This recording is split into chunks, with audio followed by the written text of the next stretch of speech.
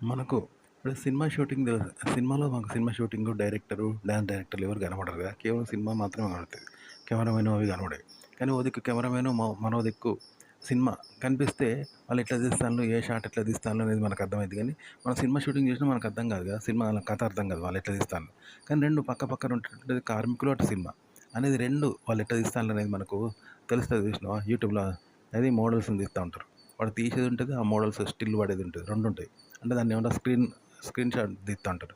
Screen play ఒకటి ఉంటుంది చూడు, దాంట్లో తీస్తా అంటారు. తీస్తే వాడు తీసేది షూట్ చేస్తూ అంటారు.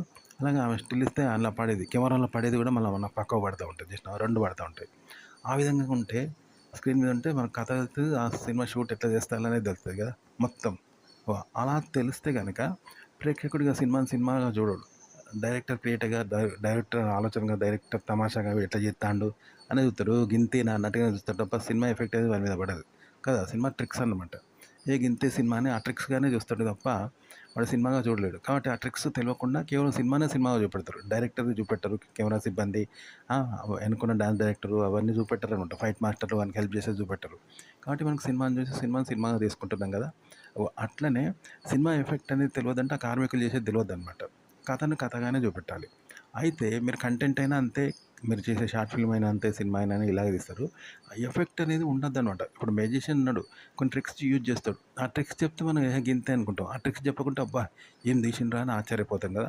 అట్లనే కథలో కూడా అంతే. ఇప్పుడు కథలో కూడా కొన్ని ట్రిక్స్ ఉంటాయి. అవి ఆడియన్స్ తెలియద్దు. డైరెక్టర్ చేయబోయేది, చేసింది ఎక్కడ కూడా నటన అనేది జనాలకు తెలియద్దు అనమాట. న్యూ టెక్నిక్ తీసుకొని రావాలి. అలా తెస్తేనే జనం దానికి అడిక్ట్ అవుతారనమాట. కాబట్టి టెక్నిక్స్ తెలియద్దు.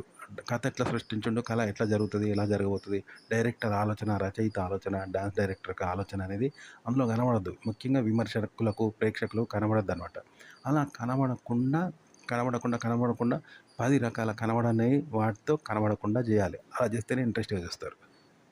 సినిమా షూటింగ్ కానీ, కంటెంట్ కానీ ఎలా ఉండాలి, షార్ట్ ఫిల్మ్ కానీ అంటే ఇప్పుడు పరీక్ష ఉన్నది. పరీక్ష పేపర్ ముందే తెస్తే అవుట్ అయితే ఏది పరీక్ష ఎట్లయితే వాడు ముందే చదువుకుంటారు, లేదా కాపీ కొడతారు, చిట్టీలు వేసుకొని పోతారు.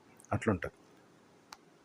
దొంగతనానికి వచ్చినాడు, ఇప్పుడు దొంగని తెలిస్తే లేదా దొంగతనం చేయబోతాడని, దొంగతనానికి వచ్చిండని, దొంగని తెలిస్తే ఎవడైనా సామాన్లు జాగ్రత్తగా పెట్టుకుంటారు. వాడిని దొంగతనం చేయలేరు, దొరకబట్టి కొడతారు. కాబట్టి వాడు దొంగతనం చేయలేడు. కాబట్టి తెలియకుండానే చేస్తాడు కదా. అలాగే దొంగతనం చేస్తాడు, చేసింది కూడా తెలియనివాడు. దొంగని తెలియనివాడు దొంగతనం చేస్తాడు, చేసింది కూడా తెలియదు వాళ్ళ. అది దొంగతనం జరిగిందని తర్వాత కూడా తెలియకుండా కూడా జాగ్రత్త పడతారు. అప్పుడు తెలియదు కదా ఎవరికి. ఒక పాత్ర అట్లుంటాయి అంటే పాత్ర క్రియేటివిటీ తెలియద్దు, డైరెక్టర్ దాని పనితీరు, ఆలోచన, రచయిత ఆలోచన అవి తెలియద్దు, మరియు పాత్రలు కూడా వాటి వ్యవహారం కూడా తెలియద్దు అనమాట. అలా వ్యవహరించాలి. అంటే మనకు తెలియని భాషలాగా. ఇప్పుడు చైనా, సింగపూర్ ఏవో భాషలు ఉంటాయి. వాటి అర్థం తెలుసా? వాటి అర్థం తెలియదు, వాటి భావం తెలియదు, వాటి వ్యవహారం తెలియదు, ఏది తెలియదు మనకు. ఇగో కొత్త సినిమా అనేది ఇట్లుంటుంది అనమాట. కొత్త కంటెంట్ అయినా, కొత్తగా షార్ట్ ఫిల్మ్ అయినా ఇలా తీయాలి. ఉదాహరణకి కంటెంట్ ఎలా చేయాలంటే, ఇంతవరకు మనం బట్టతల ఉన్నది. బట్టతలకు ఏం చేస్తాం? హెయిర్ ట్రాన్స్‌ప్లాంటేషన్ చేస్తారు. అది కూడా అందరికీ వర్క్ కాదు, కొందరికే అవుతుంది. అయితే ఇప్పుడు కొంతమంది కనిపెట్టిండు అనుకుందాం ఒకతను. తలకు అది పూయగానే వర్షం పడగానే చెట్లు ఎలా మొలుస్తాయి తెలుసు కదా. విత్తనాలు వేయంగానే వ్యవసాయంలో వరి చెట్లు ఎట్లా మొలుస్తాయి, నెత్తి మీద అలా వెంట్రుకలు మొలుస్తున్నాయి. కొంతమంది కనిపెట్టిండు అనుకో, గ్రేట్ కదా.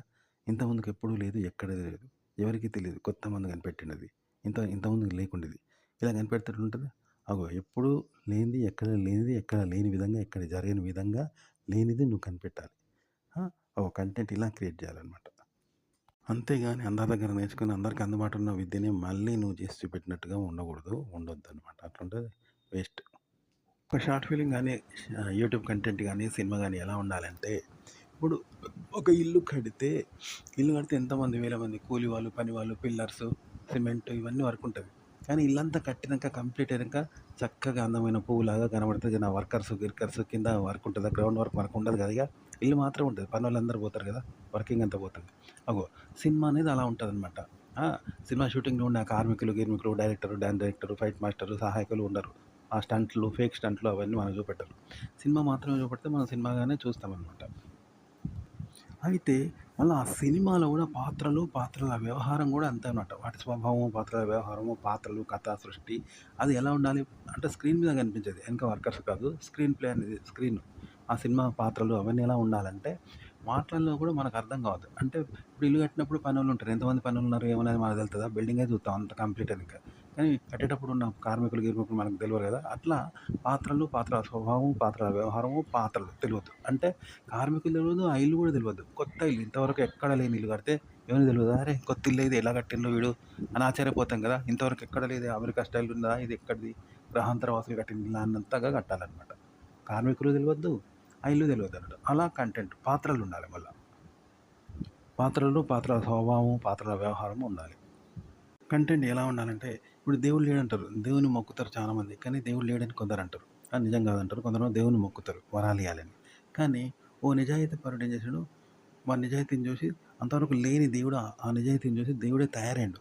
దేవుడు వరం ఇయ్యడం కాదు. దేవుడే సృష్టించబడ్డాడు ఆ మొక్కుకు. చూసినావా?